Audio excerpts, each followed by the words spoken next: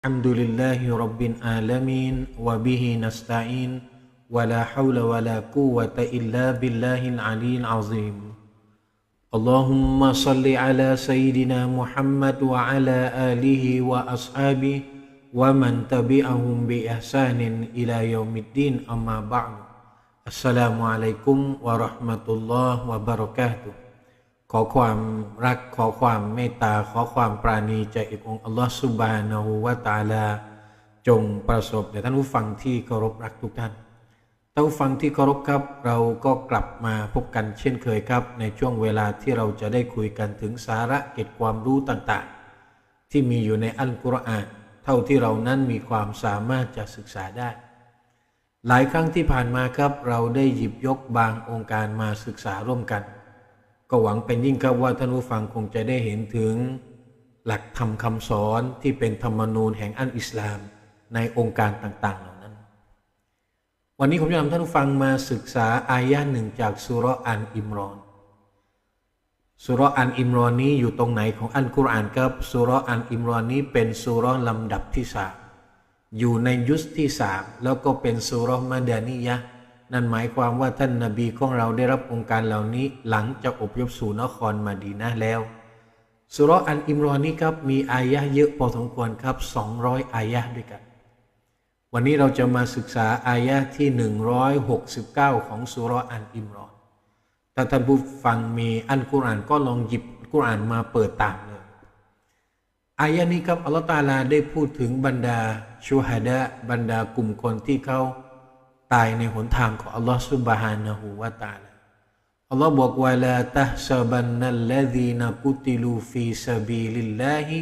อัมวาตะบัลอะฮยาอุนอินดะร็อบบิฮิมยุรซะกูจะเห็นได้ว่าอายะนี้อัลลอฮฺตะอาลาได้กล่าวถึงบรรดาผู้ที่ตายชะฮีดเป็นชูฮะดะห์ตายในหนทางของอัลลอฮฺอัลลอฮฺบอกว่าท่านอย่าคิดว่าบรรดาผู้ที่ถูกสังหารในหนทางของอัลลอฮ์นั้นอัมวาตาพวกเขาได้ตายบัลอะฮยาอุนอินดะร็อบบิฮิมยุรซะกูนแต่ในทางกลับกันพวกเขาเหล่านั้นยังมีชีวิตอยู่ณที่องค์อภิบาลของพวกเขาโดยพวกเขายังได้รับริสกีปัจจัยยังชีพจากอัลลอฮ์ถึงแม้ว่าเขาจะตายจากดุนยานี้ไปแต่เขายังมีชีวิตอยู่ณที่องค์อภิบาลของพวกเขานี่คือดำรัสแห่งอัลลอฮฺซุบฮานะฮูวะตะอาลาที่ยืนยันถึงสถานภาพของบุคคลที่ตายชะฮีดถึงแม้ว่าตัวตายแต่ในทางเป็นจริงเขายังมีชีวิตอยู่ณที่อัลลอฮฺเวลาเราศึกษาอายะนี้ครับเราก็จะนึกถึงพี่น้องของเราในกอซาในกาซาในปาเลสไตน์ซึ่งต้องบอกว่าตอนนี้พี่น้องของเรากำลังเดือดร้อนอย่างหนักครับถูกถล่มไม่เว้นแต่ละวันเนี่ยมีพี่น้องในกาซาในกอซาของเราเนี่ยเสียชีวิตนับหลายร้อยคนนะครับเด็กๆก็อดอยากผู้คนทั้งหลายไม่มีอาหารไม่มีน้ำดื่มไม่มีอาหารเนื่องจากว่าทหารอิสราเอลโจมตีอย่างหนักนะครับแล้วก็ปิดล้อมไม่ให้มีการนำอาหารเข้าไปให้กับชาวกอซาชาวอาหรับในปาเลสไตน์ได้เลยนะครับอันนี้คือความลำบากณตอนนี้ฉะนั้นก็อยากจะได้เรียกร้องท่านผู้ชมท่านผู้ฟังทุกท่านครับเดือนรอมฎอนเป็นเดือนที่ดุอาของเรามุสตะญับเราจะต้องใช้ช่วงเวลานี้ขอดุอาให้พี่น้องของเราโดยเฉพาะอย่างยิ่งในดุอากุนูตเราจะเห็นได้ว่าในละหมาดวิเตรรอกะอะห์สุดท้ายเนี่ยอิหมัมจะนำเราอ่านดุอากุนูตก็ขอให้อิหมัมนำดุอากุนูตขอดุอาให้กับพี่น้องของเราให้ทำลายล้างพวกยะฮูดีไปแล้วก็ให้พี่น้องของเรารอดปลอดภัยนะครับแล้วก็ในดุอากุนูตในละหมาดซุบฮีเราก็ขอดุอาได้นะครับหรือแม้ว่าในละหมาดฟัรดูแต่ละเวลาเนี่ยในยามวิกฤตเนี่ยสุนนะห์นบีให้เราขอดุอากุนูตได้ให้กับพี่น้องของเรานะครับอันนี้ก็คือสิ่งที่เราสามารถช่วยได้นะเวลาเราดูศึกษาอายะห์นี้ครับผมอยากจะให้ทุกท่านไปดูหะดีษบทหนึ่งของท่านรอซูลท่านนบีเนี่ยบอกถึงความเป็นพี่น้องมุมินผู้ศรัทธามุมินผู้ศรัทธาเป็นพี่น้องกันไม่ว่าเขาจะเป็นชนเชื้อชาติใดผิวสีใดพูดภาษาอะไร พวกเราล้วนแล้วแต่เป็นพี่น้องกันท่านนบีบอกว่าอินนามัลมุมินะอินนัลมุมินาลิลมุมินิกัลบุญญามุมินนั้นเปรียบเสมือนเป็นเรือนร่างเป็นอาคารเดียวกัน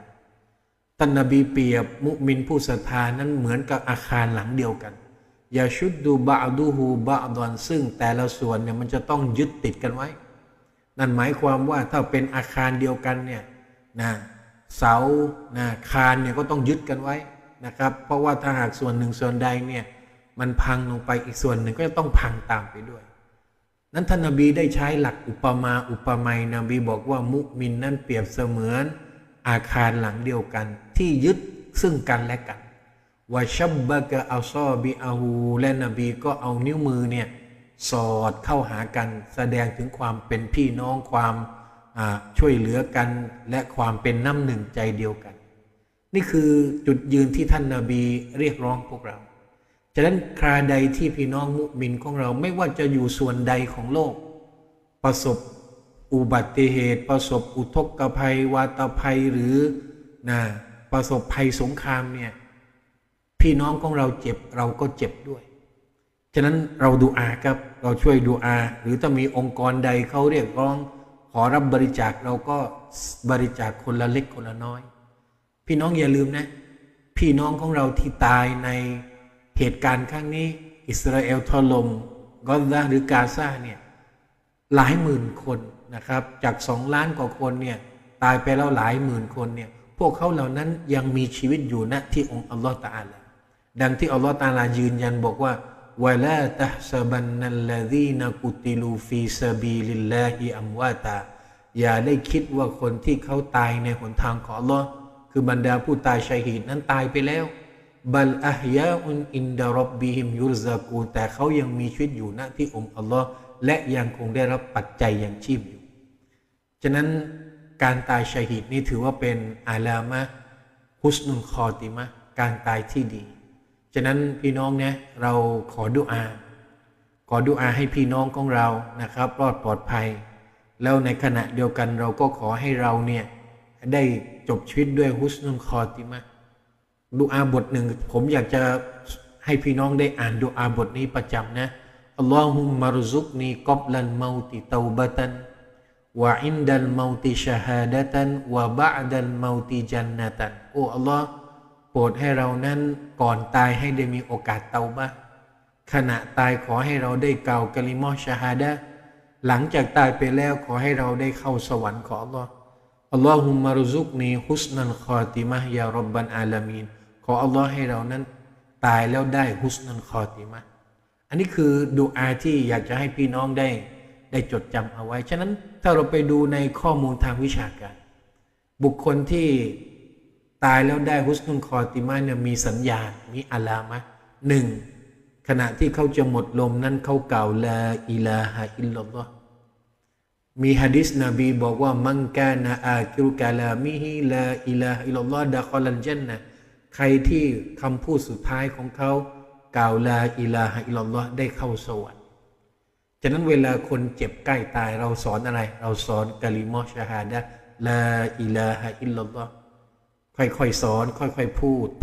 ถ้าคนป่วยเนี่ยลิ้นกระดกกล่าวตามพี่น้องก็ถอยออกมานะถอยออกมากล่าวลาอิลาฮะอิลลัลลอฮ์ไม่ต้องมุฮัมมัดรอซูลุลลอฮ์สอนลาอิลาฮะเราถอยถ้าพี่น้องกล่าวก็ถอยออกมาแต่ถ้ายังไม่กล่าวก็กล่าวซ้ำนะครับค่อยๆพูดนะ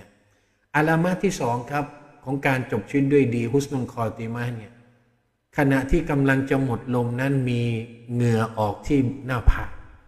อันนี้เป็นอาลามะเครื่องหมายของการจบชีวิตด้วยดีที่เราเรียกฮุสนุลคอติมะฮ์พี่น้องสังเกตถ้าพี่น้องของเราตอนที่ใกล้จะเสียชีวิตมีเหงื่อออกที่ใบหน้ามีเหงื่อออกที่หน้าผากเนี่ยเป็นสัญญาณดีมีหะดีษจากท่านบูรอยดะห์รอฎิยัลลอฮุอันฮุเล่าบอกว่าครั้งหนึ่งเนี่ยเขาอยู่ที่คุรอซานอยู่เมืองคุรอซานและเขาได้ไปเยี่ยมพี่น้องของเขาที่ป่วยนะปรากฏว่าขณะที่เขาไปถึงเนี่ยพี่น้องของเขาใกล้กำลังจะหมดลมแล้วพบว่าวะอินาฮุวะยะอรอกูจาบีนูฮูปรากฏว่าขณะที่พี่น้องของเขากำลังจะหมดลมเนี่ยที่หน้าผากนั้นมีเหงื่อออกมามากก็ละบูไรดะ ท่านบุไรดะบอกอัลลอฮฺอักบัรอัลลอฮ์ยิ่งใหญ่ซามิอตุรอซูลุลลอฮ์วะฮุวะยะกูลฉันได้ยินนบีกล่าวว่าเมาตุลมุมินีบีอารอกิลจาบีนมุมินเนี่ยเวลาเขาจะหมดลมเนี่ยที่หน้าผากของเขาจะมีเหงื่อฉะนั้นการมีเหงื่อออกที่หน้าผากเนี่ยเป็นอาลามะของฮุสนุลคอติมะห์พี่น้องสังเกตนะหนึ่งขณะจะหมดลมได้กล่าวกะลิมะชะฮาดะห์เป็นสัญญาณดีสองขณะใกล้จะเสียชีวิตมีเหงื่อออกที่ใบหน้าที่หน้าผากสัญญาณดีสามตายวันศุกร์หรือคืนวันศุกร์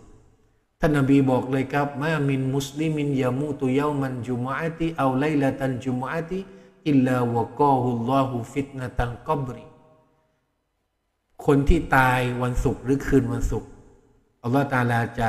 ช่วยเหลือเขาให้พ้นจากการลงโทษในกุโบร์อันนี้ก็เป็น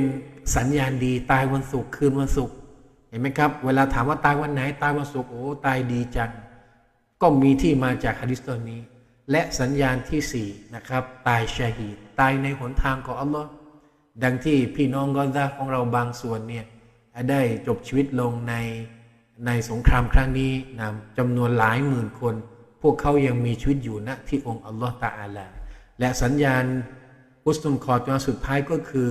ตายในสภาพที่กำลังทำอิบาดะห์เช่นตายในขณะที่ทำฮัจญ์ทำอุมเราะห์